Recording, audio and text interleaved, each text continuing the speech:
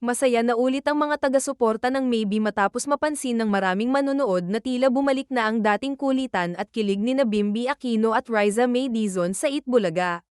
Matapos ang mga usap-usapan nitong mga nakaraang araw na parang nagtampo o nagselo si Bimby sa ilang eksena sa programa, marami ang natuwa nang makita silang muli na magaan ang samahan at komportable sa isa't isa habang nasa studio.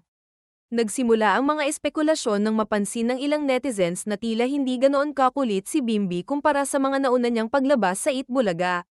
May mga pagkakataon ding naging tahimik siya kaya agad itong napansin ng mga sumusubaybay sa kanilang dalawa.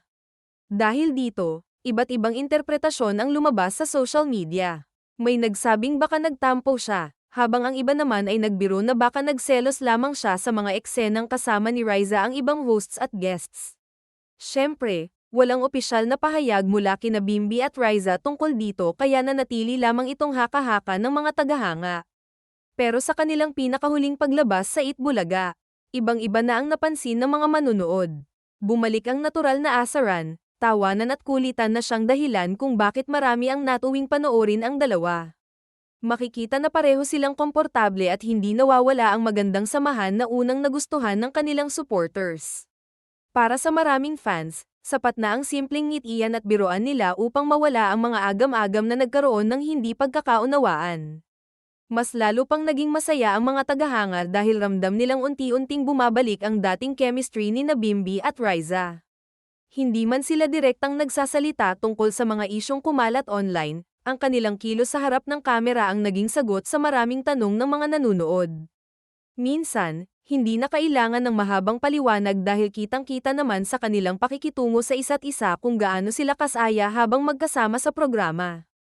Patuloy ding aktibo ang mga fans sa pagbabahagi ng mga video clips at larawan ng kanilang masasayang eksena.